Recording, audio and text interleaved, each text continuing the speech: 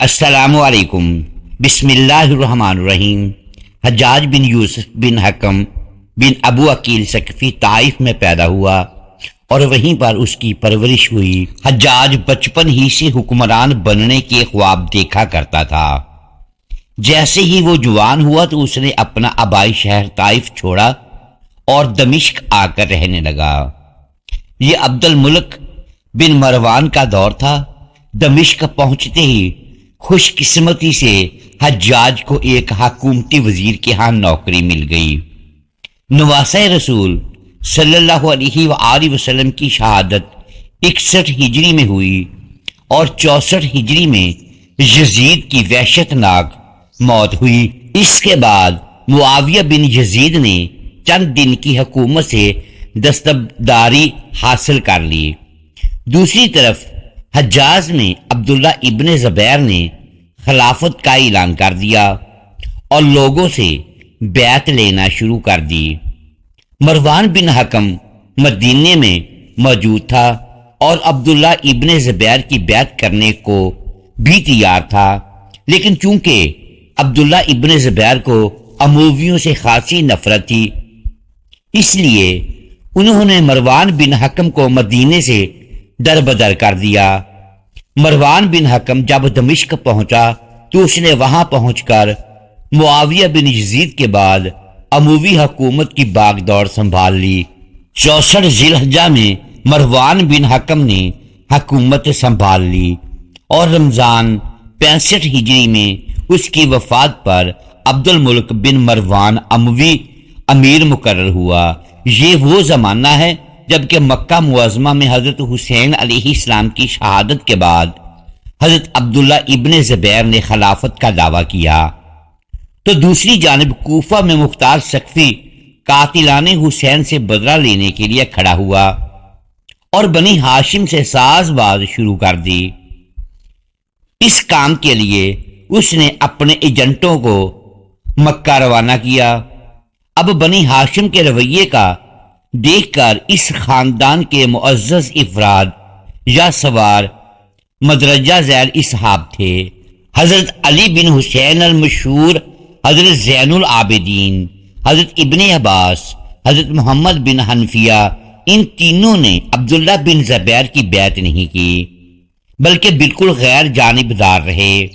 انہی دنوں اموی شہنشاہ عبد الملک بن مروان نے یہ محسوس کیا کہ اس کی فوج سستی کا شکار ہے اور کسی بھی طرح سے جنگ کے قابل نہیں رہی۔ چنانچہ وزیر کے کہنے پر حجاج کی صلاحیتوں کو دیکھتے ہوئے اسے اموی فوج کا کمانڈر تعینات کر دیا گیا۔ جلد ہی حجاج نے فوج کی ایسی تربیت کی کہ انہوں نے ایک سخت لڑائی کے بعد مصعب بن زبیر کی حکومت کو گرا دیا اور پورے عراق پر اب عبد الملک بن مروان کا قبضہ تھا۔ عراق میں جیسے حجاج نے ظالمانہ طور پر قتل و غارت کی تو عبد الملک بن مروان کو اندازہ ہو گیا کہ اب حجاج میرا وفادار ہے، اس سے کوئی بھی کام لیا جا سکتا ہے۔ 73 ہجری ذی القعدہ میں عبد الملک نے حجاج بن یوسف کو ابن زبیر کے مقابلے پر روانہ کیا۔ اس نے کعبے پر آتش زنی اور سنگ باری کی، یہاں تک کہ عبداللہ بن زبیر شہید ہوئے۔ ان کی لاش کو حجاج بن یوسف نے سولی پر لٹکا دیا اور وہ 3 دن تک لٹکتی رہی۔ اس کے بعد حجاج بن یوسف نے حکم دیا کہ ابن زبیر کی والدہ اسما بنت ابی بکر کو بالوں سے گھسیٹ کر میرے پاس لے آؤ۔ یہ سارا واقعہ صحیح مسلم کی حدیث نمبر 6496 اور ترمذی شریف میں 3944 پر درج ہے۔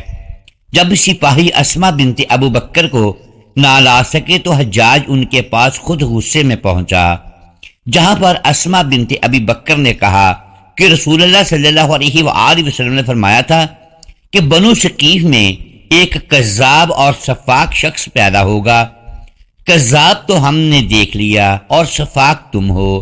حجاج کی سفاکیت یہیں تک نہ تھی، اس نے حجاز میں بنو ہاشم کے چشم و چاراغ حضرت زین العابدین کو بھی کئی دن تک زنجیروں میں جکڑ کر قید میں رکھا۔ اسی دوران اس نے امیر حج عبداللہ بن عمر کو بھی زہر آلود نیزے سے بے دردی سے مروا دیا۔ حجاج بن یوسف کو عبد الملک بن مروان نے مکہ، مدینہ، طائف اور یمن کا نائب مقرر کیا تھا، اور اپنے بھائی بشر کی موت کے بعد اسے عراق بھیج دیا، جہاں سے وہ کوفہ میں داخل ہوا، اور ان مقامات میں 20 سال حجاج کا عمل دخل قائم رہا۔ اس نے کوفہ میں بیٹھ کر زبردست فتوحات کی۔ اس کے دور میں فتوحات کا دائرہ سندھ اور ہند کے دوسرے علاقوں تک پھیل گیا، حتیٰ کہ مسلمان چین تک پہنچ گئے۔ یہی وہ شخص ہے جس کے بارے میں کہا جاتا ہے کہ اس نے قرآن کریم پر اعراب بھی لگوائے۔ خدا نے اسے بڑی فصاحت و بلاغت اور شجاعت سے نوازا تھا۔ یہ حافظ قرآن تھا، شراب نوشی اور بدکاری سے بچتا تھا، فتوحات کا حریص تھا، مگر اس کی ان ساری خوبیوں پر اس کی ایک برائی نے پردہ ڈال دیا۔ وہ برائی بھی ایسی کہ تمام برائیوں پر چھا جاتی ہے اور تمام اچھے اوصاف کو ڈھانپ دیتی ہے۔ اور وہ برائی کیا تھی؟ ظلم، صرف ظلم۔ حجاج نے ان تمام خوبیوں کے باوجود بہت بڑا ظالم تھا۔ ایک طرف اس کے دور کے نامور مجاہدین قتیبہ بن مسلم، موسیٰ بن نصیر اور محمد بن قاسم کفار سے برسرے پیکار تھے، اور دوسری طرف وہ خود خدا کے بندوں کے خون کی ہولی کھیل رہا تھا۔ امام ابن کثیر نے البدادیہ و نہایہ میں حشام بن حسان سے نقل کیا ہے کہ حجاج نے 1,20,000 انسانوں کو قتل کیا۔ اس کے جیل خانوں میں ایک ایک دن میں 80,000 قیدی بے یک وقت رہتے، جن میں 30,000 عورتیں ہوتی تھیں۔ حجاج کی محبوب ترین سزا جو وہ اپنے مخالفین کو دیتا تھا وہ یہ کہ وہ ایک خاندان کے افراد کو برہنہ کر کے بنا چھت کے قید خانوں میں رکھتا تو اسی جگہ ان عورتوں کو بھی قید کرتا۔ حضرت امام زین العابدین کو بھی اس نے بہت سی اذیتیں دی اور قید میں بھی رکھا۔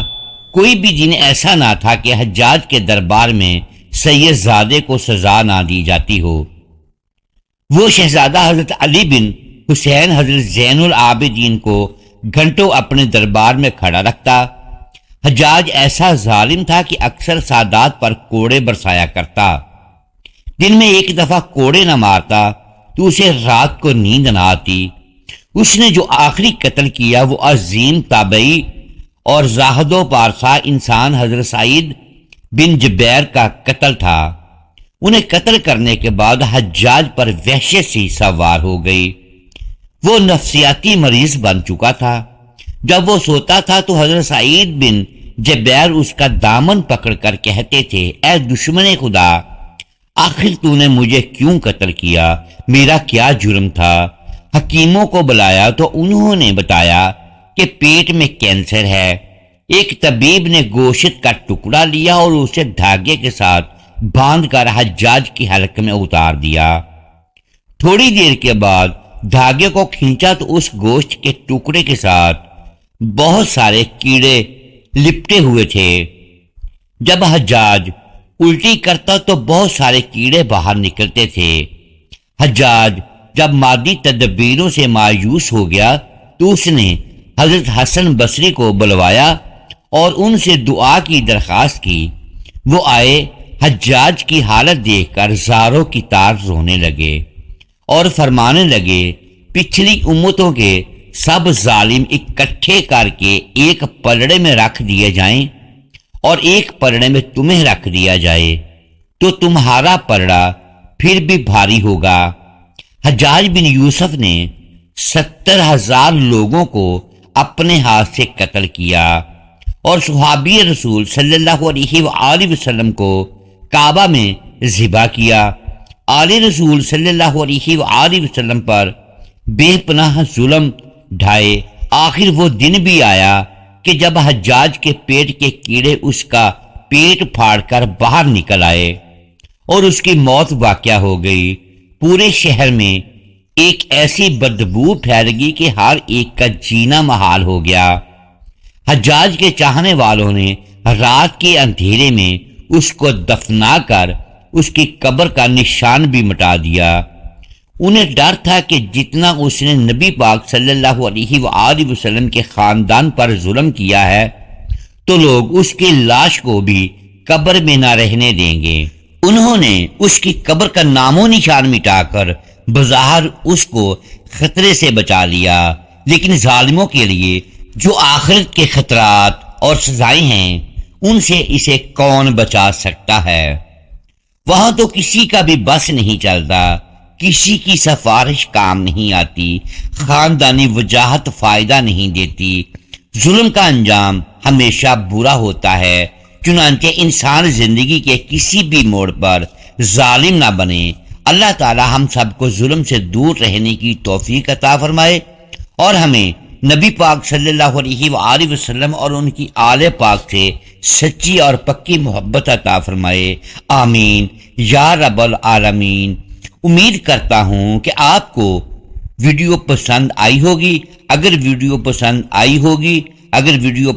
آئی ہے تو ویڈیو کو لائک کیجئے، شیئر کیجئے اور چینل کو لازمی سبسکرائب کیجئے اور بیل آئیکن پریس کر دیں۔ ملتے ہیں اگلی ویڈیو میں، تب تک کے لیے اللہ حافظ۔